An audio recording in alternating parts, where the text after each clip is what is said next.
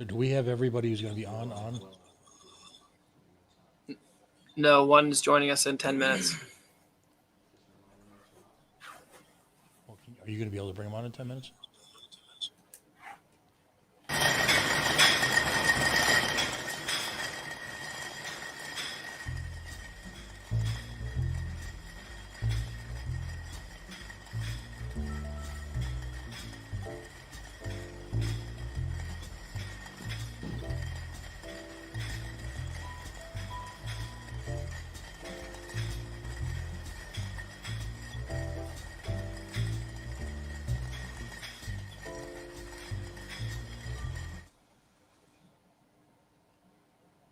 Welcome to week 6 of the Give and Take on the Coalition Radio Network. I am Zane Wolfang. And there's Brother Muggs.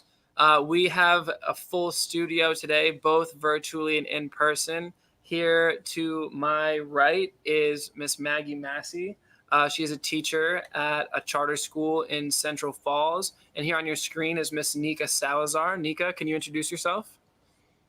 Yeah, hi everyone. My name is Nika Salazar. I am an educator, also at a charter school in Central Falls, and a activist in Providence. Awesome. Thank you, Nika. Thanks for being with us here today. We're going to have a third educator join us in about 8 minutes, Stephanie Muse, who is also a charter school teacher. Although between the three of these young women, I think we have an array of educational experience in public schools, in charter schools, definitely some great insight from people who are working in the education system today. And of course, at the top corner of your screen, you have the indefatigable Pat Ford. Pat, how are you doing? Thanks for being with us. Outstanding. It's great to meet all of you. Thanks for making the time, as always, Pat. So this week, oh, sorry, Maggie. I just adjusted Maggie out of screen a little bit.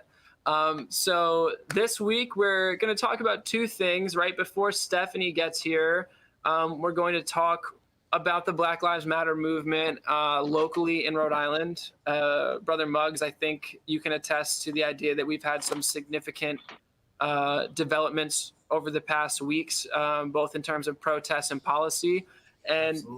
And then after we cover Black Lives Matter, we're going to spend the bulk of this show discussing the debate, what I think is the sort of heinously inappropriate debate about whether or not to reopen the schools in about a month or about a month and a half as pertains to the COVID epidemic, which is part of the reason we have all of these teachers. The ones that, I've never met Stephanie, but Nika and Maggie have both, I've seen both of them at an array of Black Lives Matter protest events. So I've certainly, there's a lot of intersectionality here, but really we hope to turn the keys over to them for most of the show and let them discuss their thoughts on schools reopening in the face of the COVID pandemic. So Brother Muggs, let's chop it up.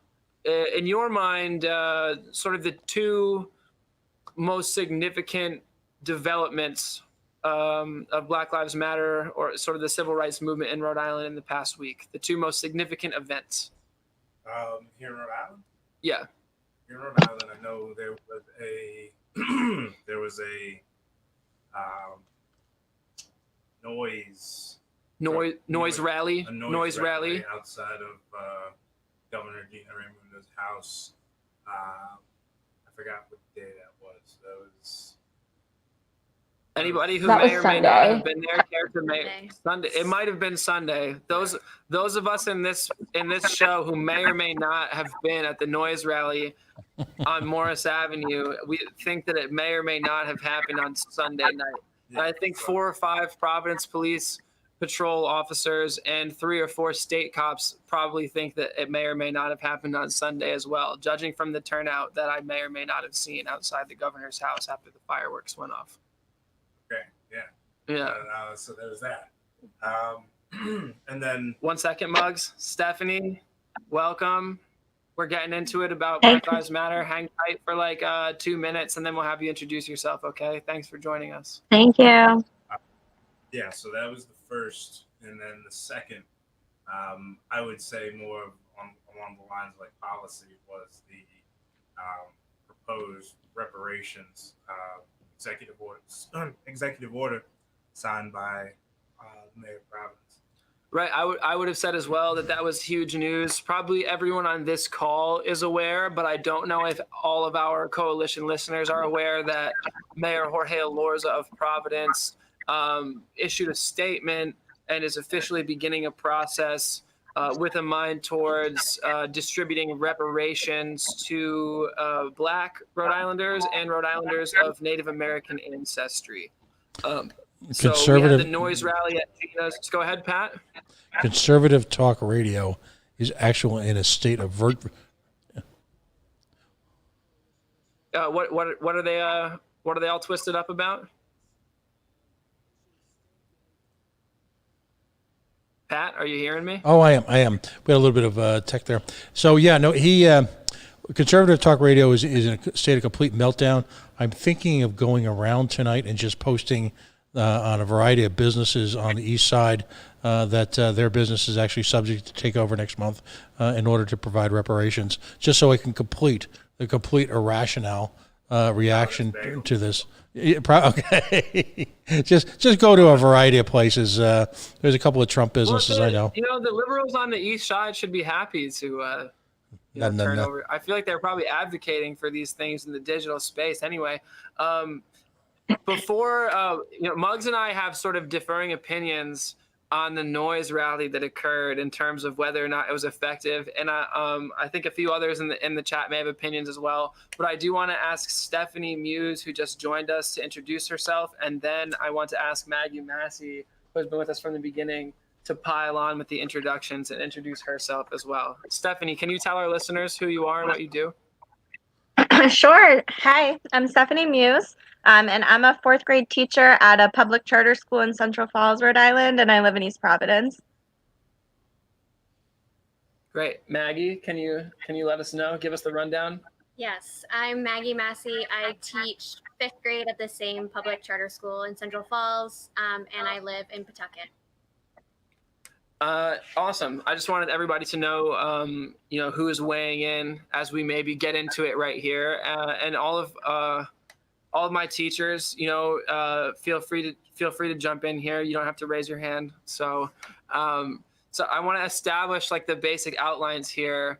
And I'll let Muggs lead it off, but I'll preface it by saying that I have a more positive outlook, I think, about the noise rally than Muggs does. I don't want, the preamble here makes it sound like I hated everything that I saw. I think the sentiment was great.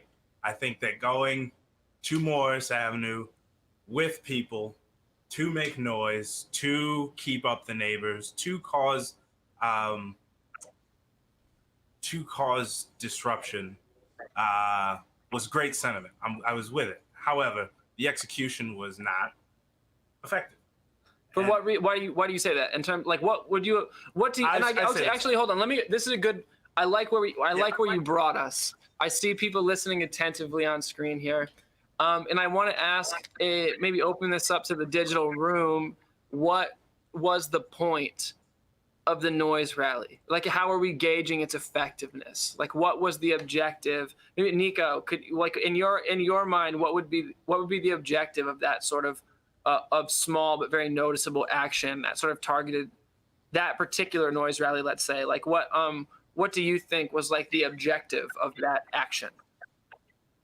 I think the main objective of that action was to bring awareness to the fact that Gina Raimondo needs to be speaking with the public more about what's going on.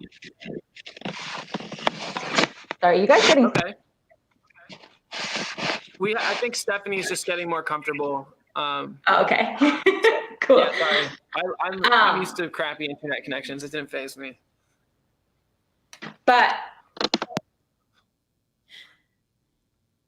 Governor Raimondo would have been home. They were not home. She was not home at that time. But it still brought awareness to her neighbors to know that we're going to be out there and making noise. We're hoping that it brought awareness for her neighbors to be talking to her because they're the people who live directly in community with her. So I do think in that ways it was effective. Right. I think you actually may have touched sort of on points that Muggs and I split when we discussed this earlier. In terms, like, Muggs, I feel you were pretty disgusted that a day was picked when there was no one home at the governor's house, right? I just think that when executing something like this, there should have been preliminary steps taken. There should have been someone who drove down the street to see if she was home. There should have been, honestly, when it comes to a movement like this, I say strike while the iron's hot. And the iron was hot 2-3 weeks ago when there was, right. lots of people But there. I'm not. Okay. I think that there was. I think that there was more momentum a few weeks ago, and I think more people would have made more of a statement to the neighbors or whoever was at the house at the time had that been the case.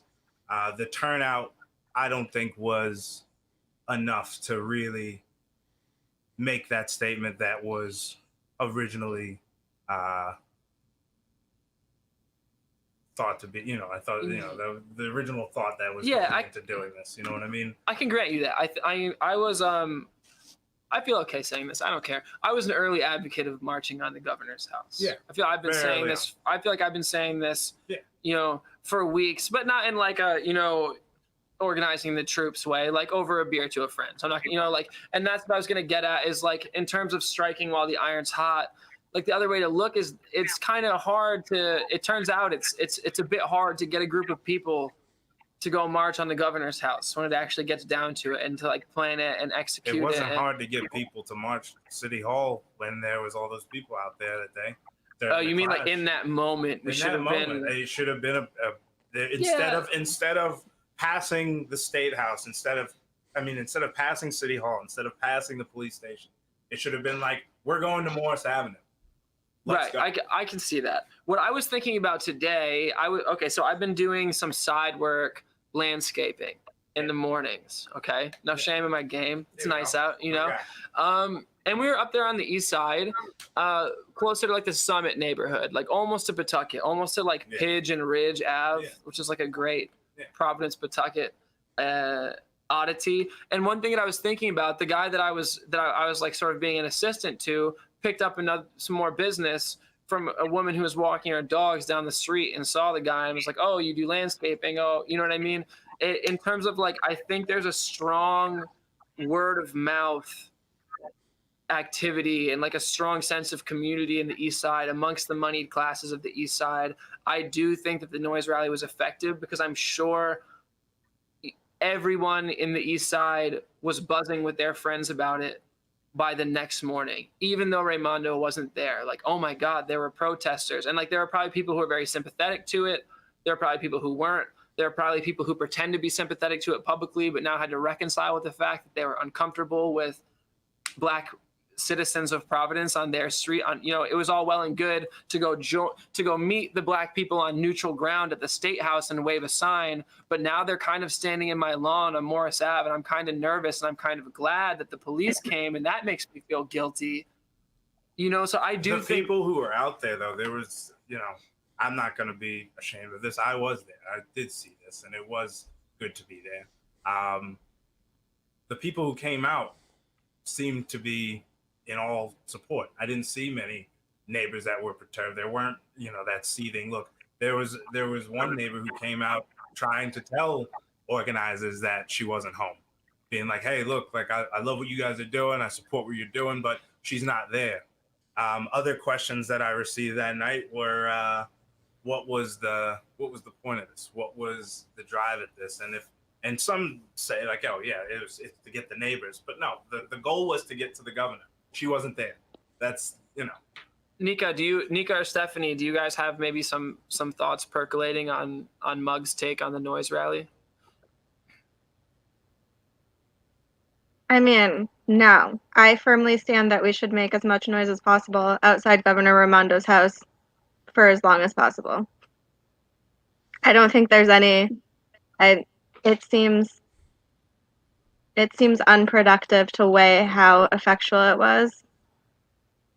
Okay. I mean, yeah. I mean, and I hear what Muggs is saying, absolutely, but I'm like, Are you going to do that work now of making, are you going to plan some actions out there? Not to call you out, but are you going to plan some actions out there and do that No, recon work to make sure that she's home when we do? That's why I started this by saying the sentiment was there.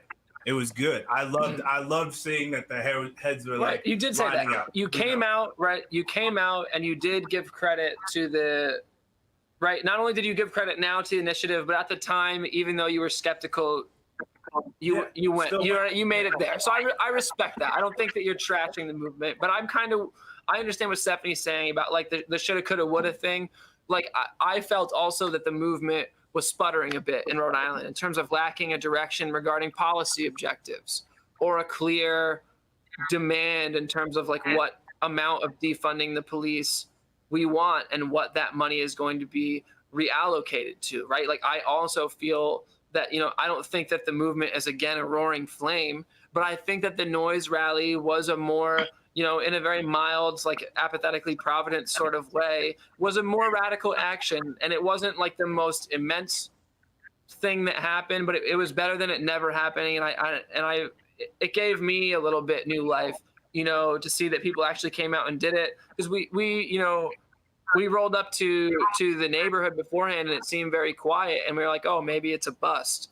And, people are just going to fizz out and go home because there wasn't enough participation. So I was happy to see it carry through. Although I acknowledge, because you gotta, we've discussed this on the show before, how I feel about the governor and how she's responded to the movement thus far.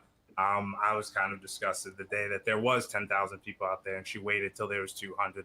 That would have been the time to go knock on her door. That's maybe it is counterproductive to be Captain Hindsight here, but we're on talk radio. We're on talk radio. We're here discussing how we feel about it, and that is how I feel. I feel like it should. I just want to chime in and say, I don't think that the organizers of the movement are sputtering out or aren't clear on what they're asking for. I think it's the people supporting the movement, right, that are unclear what they're willing to support, and that is why the movement is sputtering out. Because from where I sit, the movement is very organized and knows exactly where they want funds to go to. It's that the people supporting the movement can't get themselves on board with exactly what's being asked of them. I would also like to say that earlier that day, a demand was released to defund the police by 70% by a coalition of organizations, and that demand is going to become more public soon. Also, the reason why some people may say there's a stall as to where to allocate those funds is because organizers are thinking very carefully right now about where we want to reallocate funds to. We don't want to just say give a bunch of money to social workers when our social work system is super racist. And it has been for a really long time. It is a systemically racist system that has separated families from each other for generations. So we're thinking very critically right now about where funds should get reallocated to. It is going to take time. And the truth is the city budget isn't going to get passed likely until September. So there is some time to think about it. But there is momentum. And I would agree with you, Stephanie. Organizers right now are feeling a lot of heat. We're doing a lot. There's a lot going on behind the scenes. It seems like, it's been harder to get folks who aren't necessarily directly involved in that organizing to show up. Let me jump in from my perspective. I would issue a couple of challenges to the movement. First off, I agree with peaceful civil disobedience.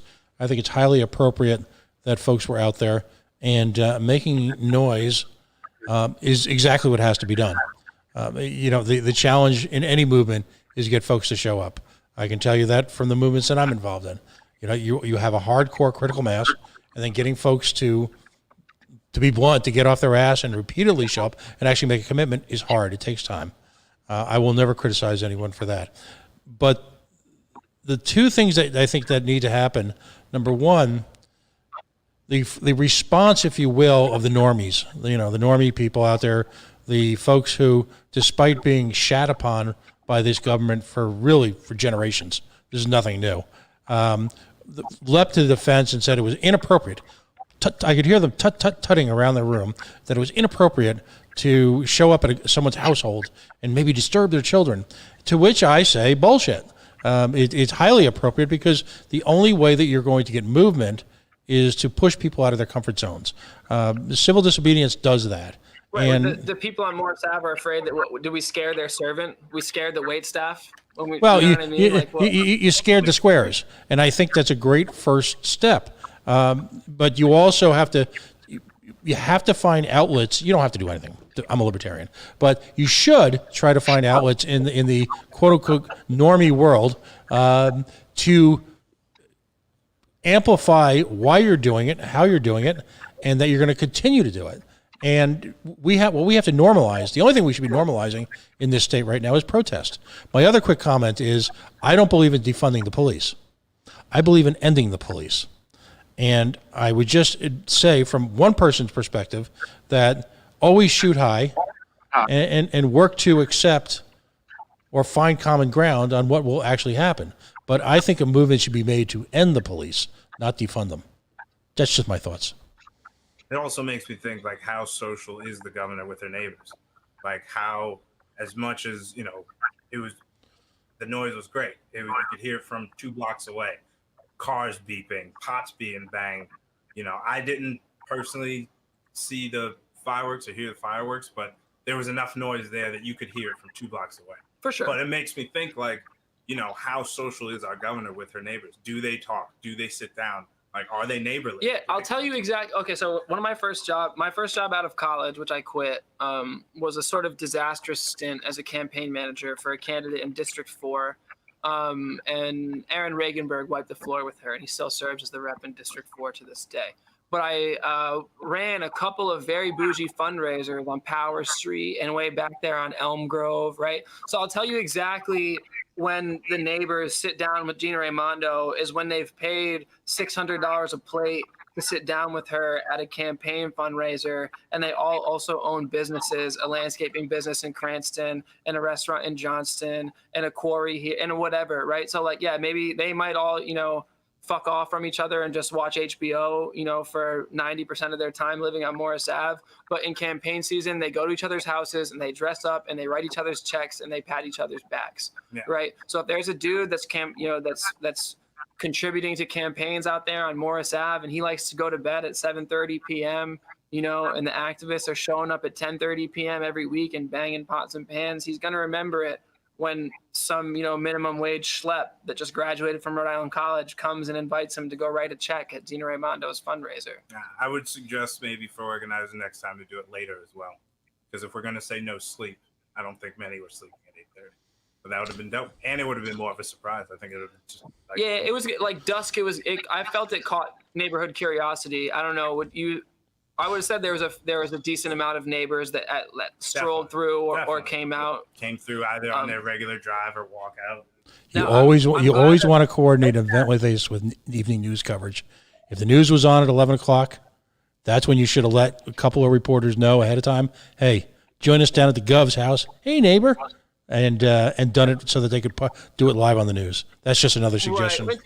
In terms of tactics too, I think there's a lot of distrust or uncertainty in terms of like when you spread a message, who's going to hear that and how they're going to respond regarding law enforcement and whoever. But I'm conscious that we've spent, I think, a lot of good time on the noise rally, and we at least mentioned the reparations thing, which I think will be of interest to our listeners. But we have 3 very experienced school teachers with us, and I want to open up actually with Maggie, who's right next to me here in the studio. I had originally talked to Muggs last week about putting together some guests to do an issue about Palestine. But we talked, I talked to Maggie talked to Nika. We've been having a lot of conversations about the schools reopening or not in Rhode Island and across the country in the context of this ongoing COVID pandemic. So we started a little late. So Nika and Stephanie, Nika, I know you have to go at some point, but Stephanie, if you don't mind staying on with us, maybe 5 extra minutes at the end so we can really take some time here. Maggie, can you sort of lay out as a school teacher yourself, how you're feeling as a professional and as an individual personally, as someone who cares about their family and themselves and about their students and about their school? Can you tell us how you're feeling about this national conversation about COVID and schools reopening? Yeah, I mean, so just as a human, not even as a teacher, I'm immunocompromised. So the idea of going back to school and being in contact with so many people is terrifying. But then I think on a deeper level, I'm concerned for the safety of my students, their families, and my team members. I think I can speak for all of us here when I say that we're advocating for a fully 100% like virtual opening of schools. We do not feel comfortable going back into the building until some demands are met, really. I like this word demands rather than requests, right? And what I'm hearing from Maggie, and it sounds like you three have conferred as well, is that in your eyes, it's not feasibly safe for schools to reopen in person. Nika, I'm wondering if you could possibly build, or Stephanie here, on what Maggie mentioned at the end here about a list of demands on behalf of educators, where you would feel safe, or where you would feel it was appropriate to return to the school building. Can Nika or Stephanie or you guys in turn, can you speak on those demands and that idea a little bit more? Yeah, I'm gonna hand that over to Stephanie to speak first, because she has been doing a lot of amazing advocating across Rhode Island and trying to connect teachers across Rhode Island to do some of that work and think about demand. So I'm gonna let Stephanie take that away. Thanks, Nika. So there's a national movement right now that just started in Oakland, where there's been a lot of movement. LAUSD and SFUSD just moved to return to school 100% virtually, and the movement is called Refuse to Return. And the demands are that counties, but in Rhode Island it would be state. Yeah. Before you list the demands, can you tell our listeners, I know it's maybe obvious to the teachers in the room, what is LAUSD and SFUSD? So LAUSD and SFUSD are Los Angeles and San Francisco school districts, which are the two largest school districts in California. And they nationally, because they're allowed to strike, do a lot of lifting work for equity in schools across the nation. And they've just agreed to return to school 100% virtually. And so the demand is that until there are 14 days of no new cases or a vaccine, that teachers and students are not asked to return to school buildings. And in addition to that, they're asking for things like universal health care, things that would help support families in having their kids at home. Because right now, a lot of the roadblocks are that people are like, well, what about people who work full time and use school to be where their children are during the day? But none of those things actually makes going back to school safe. So the list of demands is really wide, but starts with 14 days, no new cases before we return to the building. Right. Now we had read an article earlier about how, and this is another interesting thing that we wanted to talk about. I would say in general, the perception publicly, and anyone jump in if you feel this is incorrect, but is that Rhode Island, relative to the rest of the United States, has handled COVID pretty well, or has weathered COVID pretty well. Most charts I've seen have pointed to that. Right. And so we tend to sort of pat ourselves on the back. We talk about COVID relative to like single day death tolls in Florida and places where the first wave is really emerging still right now. But Maggie had shown me this very interesting article, which I think is a great commentary in the context of our previous conversation about civil rights and Black Lives Matter and equity between, people of color and people who are identified as white in this country. Is that, Maggie, if I'm not mistaken, in that article you shared with me from the Boston Globe, Central Falls and Providence were amongst the hardest hit communities on a more local level with regards to COVID in the entire country. So when there are Rhode Islanders like myself or Pat, who are living in Warren, or Pat, are you a South County guy? Right. Nope. I live in Cumberland. In Cumberland, right? And like my day-to-day in my suburban neighborhood hasn't changed that much. And I watch the news on the charts say that Rhode Island's doing great, but that's actually still sort of emblematic of my privilege, given the unstable world we live in. Is I'm not even realizing that right here in the middle of Rhode Island, Central Falls is getting absolutely hammered by the COVID. So Maggie, could you there's a few things about Nika, go ahead. Oh, so I'm just going to say there's a few things that I want to get straight which one is that absolutely reopening schools will disproportionately affect Black, Latino, Brown families. And that needs to be said, that needs to be understood, that when you're asking us to return to school and you're asking folks who teach in Central Falls and Providence to return to school, our kids and their families are going to be hit way more heavy than families in other parts of Rhode Island that are predominantly white. It needs to also be said that not one death of a child or a teacher is acceptable. You know, Betsy DeVos has gone on to say, well, only 0.02% of children will die. That is 14,000 deaths, and a majority of those deaths will be from kids who are Black or Latino. That's just a fact. And I will not stand for that. I'm not going to see I do not want to see a single one of my students or their families die because our economy is going to crash. Let's also get it right that there is enough money in this country to keep all of us floating without returning to work or to school. And that is really important for people to understand, that the choice to reopen the economy is a choice by our government saying that they value profit over people. Well and said, as Nika. teachers, it's our social responsibility to step forward and say, we cannot value capitalism over the lives of children. Pat, I saw you make a face quickly at one point in there. Can you expound upon that colorful facial expression? There is no way in hell that schools should be reopened at this point.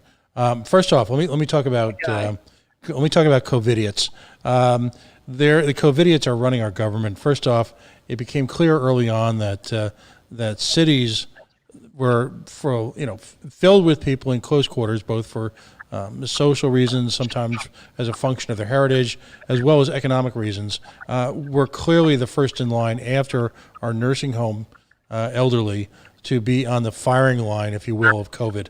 The government has consistently ignored them, has not ramped up testing significantly, has not put in place the necessary assets in order to intervene and perform interventions medically for folks in those communities.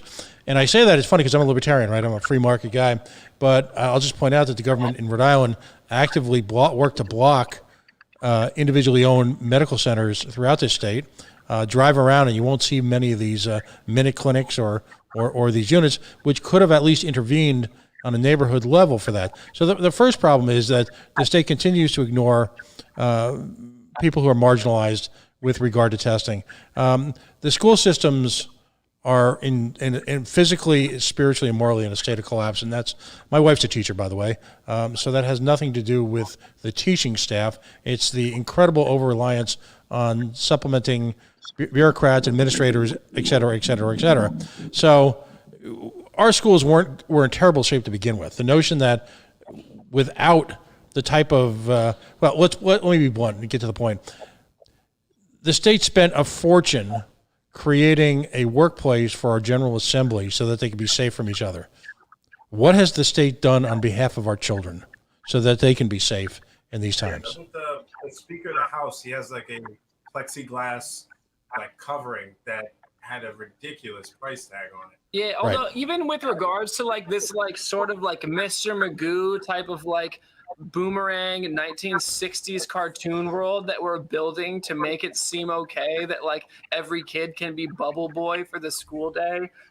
Maggie, didn't you see a prototype of some plexiglass fish tank that's supposed to go around each kid's desk or something? I saw it was at a small, you guys know what I'm talking about, the U table. They had the little cages for each kid. That's what it looks like, is a cage. How is that effective?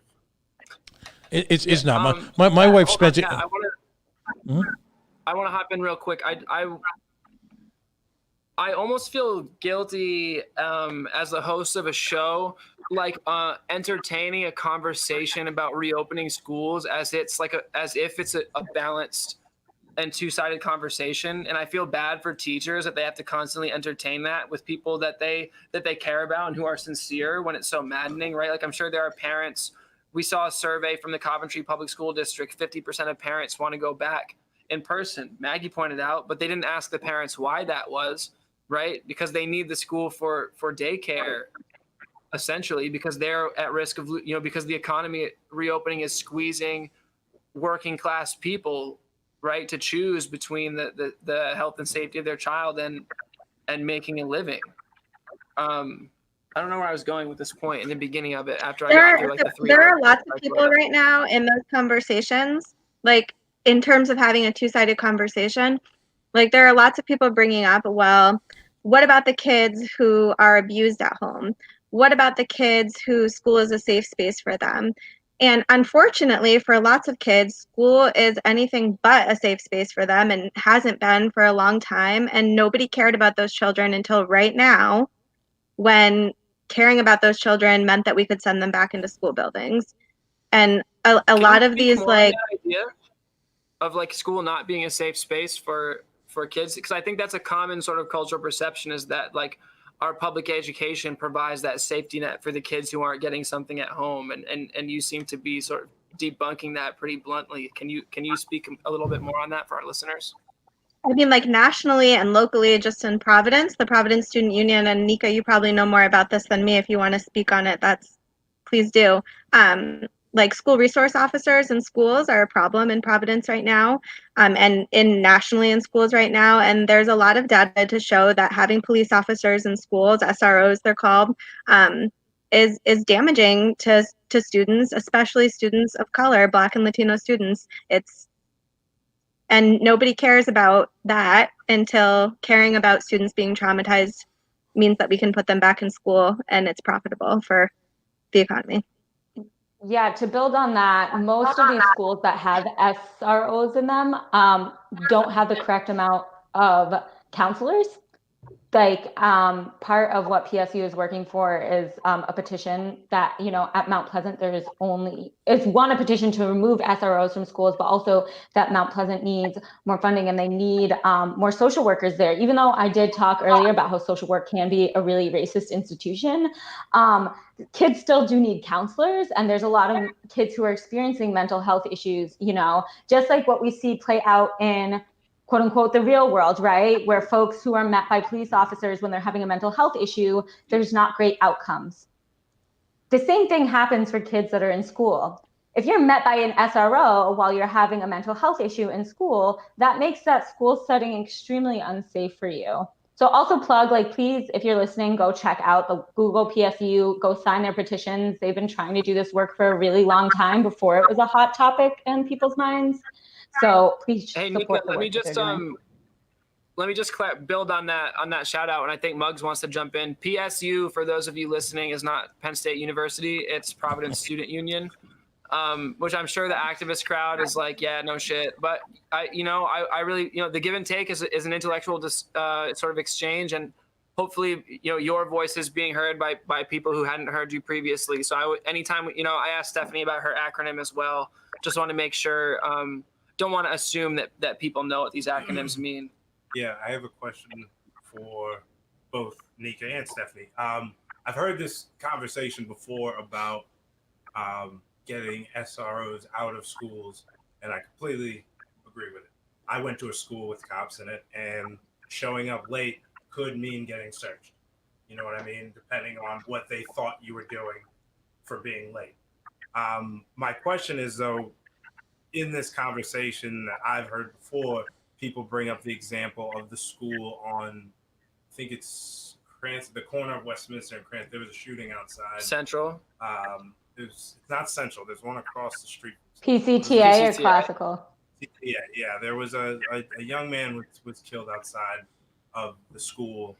I think it was the first day of school, and having officers so close by, according to some people, was why they were able to catch the suspect so quickly. What do you say to those people who are saying, like, well, in this case, having cops at the school was a good thing? And we have to remember, before COVID and Australia burning down, school shootings were like a huge part of the American conversation. So I have two things to say. Oh, sorry. Go ahead, Nika. Oh, I was just going to say very quickly that the goal of SROs is not to stop school shootings, it's to prevent them. So they were obviously not, first of all, successful in preventing them. Providence is a small city. Also, to say that there wouldn't be a police officer coming probably just as quickly as there would be an SRO is pretty ridiculous. Like, I don't think, and granted, I'm somebody who, Kat mentioned before, abolishing the police. This is just like what is heard usually No, when it's absolutely. brought up. Absolutely. So I'm just bringing counterpoints to that. Even in my mind, the police shouldn't be responding to something like that. It should be a tactical force who is trained in disarming folks. Because I think people present like, oh, when we say that, to me, it's like the police shouldn't exist. So I'm going to present you as something that would not be the police to respond to that. It would be a very small specialized force who should be responding to things like that. That in a city as small as Providence, no matter where they are, should be able to get there as soon as possible. And also, Stephanie, just there's you a have lot two of research around police officers being in schools after school shooting. Like after Columbine happened, there was a huge movement, and by and large, it's failed to prevent or stop school shootings. And secondly, that having an SRO in a school it's anecdotal evidence, and it's treating a symptom, not the root cause of the issue, right? So like, why are our kids in school? Why is there violence in our schools? Like that's the issue that we need to put the money towards, not the issue of like catching the violence when it happens. Why are our schools violent places? And why do teachers not have more de-escalation training as well? I mean, some people do and others don't. Like not to say that everything falls onto teachers, I should say school staff. Why is there not more de-escalation training and a focus on de-escalation? So as Stephanie said, our schools don't become violent places. Right. Well, I think Stephanie's philosophical position even presupposes a situation that would need to be de-escalated, right? And I don't want to get too idealistic here because I understand in a pragmatic sense that violence is a part of humanity's existence historically and likely will unfortunately continue to be a part of human interaction. But in terms of freedom dream beyond that. Freedom dream beyond that. That is not reality. That does not have to be reality. When that's reality, it binds us to solutions that recreate that reality over and over and over and over again. We don't need to be pragmatic in this moment. We need to be idealistic. Right, and that's why Not I bring you people personally. like you onto my show, because that's not the lane that I ride in, but I want the people that ride in that lane to have their voice heard. Like I'm just of a more gloomy disposition, which I have to reconcile with myself. I've lived in places where people commit atrocities against each other mindlessly and regularly. Like America and other places.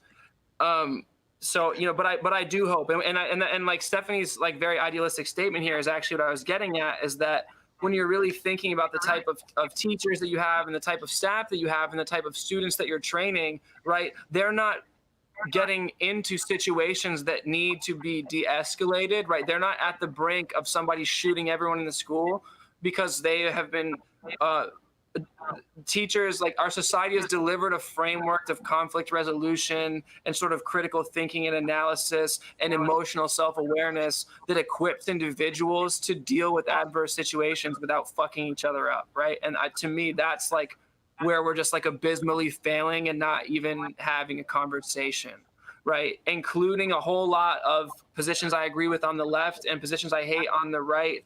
But like there's not a lot of grace in our culture, and there's not a lot of aspiration towards like communal fulfillment in my eyes, right? So I did end up getting very idealistic there, but I do think that sort of Stephanie's prescription that we tend to think about the symptoms of societal illnesses rather than the causes of them. I think you could apply that critique to a number of issues in American society. Absolutely. And I do have to sign off. But I just want to reiterate that it's really important to think and change our perspectives around how we can be proactive in our communities as opposed to reactive. I think that has to do with school. I think that has to do with policing. I think that has to do with reimagining a world in which transformative justice exists, is how do we support people proactively as opposed to reactively? So how do we get things at the root of the cause? How do we make sure that people are not in a situation where they need to react in violence? People are not in a situation where they need to go back to school when it's not safe to do so. And what are the roots that are making us or forcing us to even have this conversation right now about reopening schools? Nika, Thanks, y'all. thank you so much for joining us. This is Nika Salazar, public Appreciate school it, charter Nika. teacher Thank in you for Central talking to us. Falls, activist, teacher, and excellent talk show guest. Nika, thank you so much for being with us. Thank you. Bye, y'all. Stephanie, you're in the hot seat. Maggie, we didn't forget about you either. Don't worry. Yeah. Oh, so what Stephanie thankfully reminded me of earlier was what when I totally lost my train of thought, not 5 minutes ago, was that it annoys me, like on an almost profound level, to have to engage with people who are serious about school reopening and like, oh, the people who are like, I have to work, I have no choice, my kid needs to go to school. Like, I'm empathetic to that. I get it. That's a rock in a hard place, right? But the people are like, with their fucking tape measure, like, well, if we put the desks this far apart, and then if Jimmy gets COVID, his neighborhood quarantines. It doesn't even have to be broken down like that far. It could just be simply like, okay, why do you work? So you can provide for your family and keep them happy and healthy. Sending your child to school will not keep them happy and healthy. So what's the point of you working? You know what I mean? Like, it just keep them. Yeah, it's very kind of, but yeah, like I have more ire towards the people who are like troubleshooting ridiculous like space station solutions to like getting the kids on the bus. I'm like, do you see how it doesn't make sense? And Pat, this is something you can maybe jump in on or step as well. But we've talked about a few instances, 40 school principals in Arizona who met in person for a county school board, a county curriculum meeting, and all 40 of them are in quarantine now because people got COVID from that one in-person meeting. How does that translate in your eyes to an entire school's worth of students and teachers? Well, even school boards, when they're meeting right now to discuss their reopening plans, are meeting over Zoom because they don't feel it's safe to meet in person. But yet you're going to put my life and students' life at risk, like it's going to be safe all of a sudden in a month. Exactly. I've got a question for the teachers. My wife is a teacher. She teaches third grade. What was your experience during distance learning? How well did it work at a charter school where, arguably you've got motivated parents, motivated families, motivated students? And how well did it translate, from your traditional classroom background? How did it work out for you guys? Oh, I just want to say that all schools have motivated families and motivated children and motivated teachers. All schools probably failed a lot at distance learning in the spring. It's something that we didn't know how to do, and families didn't know how to do, and kids didn't know how to do. And the reason that we're moving now to say we're not going back and that we need to return to 100% virtual learning is so that we have the time this summer to spend our money and spend our time thinking about how to make virtual learning better, because it was not great. Nobody thinks that it was great in the spring. Well, I'll debate you in a different show about the motivated parents. I know plenty of middle-class parents who are simply not motivated, would far rather take a vacation to Disney than, develop something educational for their children, and will make sacrifices or won't make sacrifices for their children for education. I don't think it's a racial or economic component. I just feel like a lot of parents are not that motivated about education anymore. That's a separate show, but, our culture doesn't value education. True.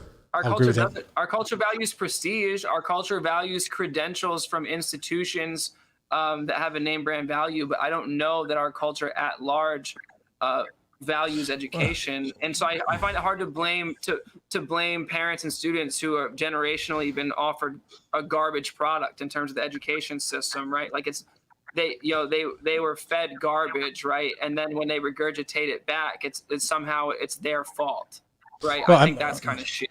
But I mean, this is a nation that elected Donald Trump, so we know education is not valued. We know that the truth is not valued. We know science is ignored. So that's all we need to know about that. You're right, but it's for generations we've seen, particularly in marginalized communities, a significant. And my experience, anecdotal experience, has been that the families that I've known in those situations, for the most part, are much more aggressive about obtaining quality education for their children.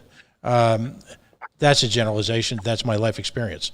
But I'm curious to see what's taking place as the next step of the question this summer at charter schools, at public schools, in order to make the experience better, both for the teacher. I mean, it's very stressful to do remote learning. It's very, very hard work.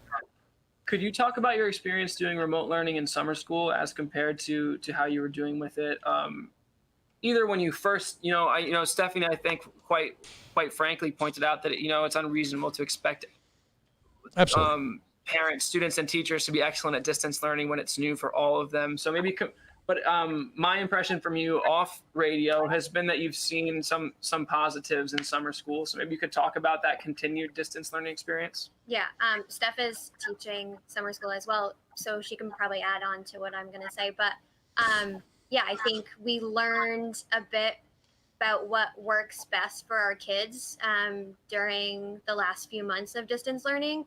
And we also have a smaller group. I only have 8 kids that show up as opposed to 22 that I have to take care of. So we're kind of learning about like, okay, smaller groups work better on distance learning. But also we upped our expectations for families too, because now we know that they have Wi-Fi, they all have a Chromebook. So I'm able to say, okay, we're going to be on Zoom for 3 hours in the morning, not all at once, but you're required to come on at this certain time and do a lesson with me, because we kind of basically piloted that stuff during the spring as well. And the Steph, short how's answer to what schools are, so my summer school, I echo Maggie, and it's better the second time. Everything you do is better the second time you do it. But the short answer to like, what are schools doing, public charter schools or otherwise, like what are schools doing over the summer to get better at distance learning is nothing, because schools right now are being asked by RIDE to implement or plan 3 different opening situations, none of which are safe because none of which are 100% virtual learning. Schools are being asked to come up with budgets and try to source PPE, which is in short supply. Some districts in Rhode Island are asking parents to donate PPE. Schools right now are scrambling to try and give the illusion that returning to school in fall is safe, and they're not doing any work making distance learning better. That's part of the problem. Stephanie, do you think that's because of the politics involved? Absolutely. I also think that for whatever reason, I'm not a native Rhode Islander, but for whatever reason, people in Rhode Island seem really terrified to break their union contracts. And they seem to think that even talking about organizing action is a breach of their union contract. And I like to remind teachers that contracts are a two-way agreement. And that going back to school in the fall is absolutely a breach of contract for teachers, and that teachers need to speak out and organize against that with their union leaders. And any union leader in Rhode Island right now who's not willing to fight that fight, and many of them are preparing to fight that fight, is not serving you. If I could just bear with me, ask one more follow-up question then. You've got NEA Rhode Island, and then you've got, I believe, what is it, Mary Beth Calabro, on the Providence Schools Union. Has anyone from NEA Rhode Island spoken to you folks, the brothers and sisters in the union? Has Mary Beth Calabro gone on the record as far as you're aware? So Maggie and I are both not union teachers because we work at a public charter school and we're not a unionized school. My experience with unions comes from working in Boston and Cambridge at the beginning of my school teaching career. But from the people that I've talked to statewide, they have not yet been given any. I think union leaders are waiting to see what plans roll out. So districts right now have a deadline to submit drafts to RIDE by July 17th, and RIDE has said that they will give feedback within 72 hours of submission, and then plans are supposed to roll out to families by July 31st. And union leaders seem to kind of be waiting for all of that to happen before they take action. Interesting. Thank you. Hey, so we are about to wrap up the show here. We're almost out of time. Stephanie, thank you so much for being with us, and Maggie, of course. I feel like I'm slighting Maggie with the thank yous here, but she does some behind the scenes stuff for us at the Give and Take as well, so she's always here. So Maggie, I don't mean to take your presence for granted, but you do a lot for us already. The last thing I wanted to ask each of our teachers, what is your message to parents? What is your message to sort of the casual observer who is trying to make up their mind about the schools reopening conundrum? Just like very succinctly, 30 seconds. Maggie, maybe you can start us off and then Stephanie can finish. No? Stephanie, you can start us off. So I think succinctly, is that we're all in panic mode right now, and that makes you want to worry about your own child. And when you hear a plan that sounds great for your own child and you can opt in virtually, you are probably going to feel great and stop fighting. And you cannot stop fighting until there is a great plan for every single child and teacher in Rhode Island. And if you want to come join us and refuse to return, you can find us at Safe Return to School Rhode Island, RI, anywhere on social media. And we're going to have a day of action on July 27th, and I would encourage you to come join us. Safe Return to School RI on a variety of social media platforms. I bet you could even Google it. A day of action on July 27th at the State House. Was that all correct? No, TBD on the State House on location, but July 27th. Okay, July 27th. Return safe to school. Stephanie, tell it to us Safe one more Return time. to School, RI. Safe Return to School. I feel like a Rick and Morty episode right now. Safe Return to School RI.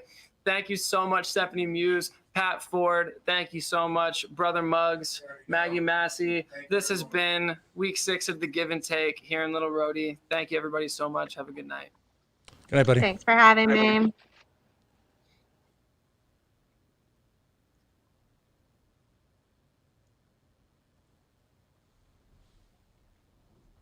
We good, Pat? Oh.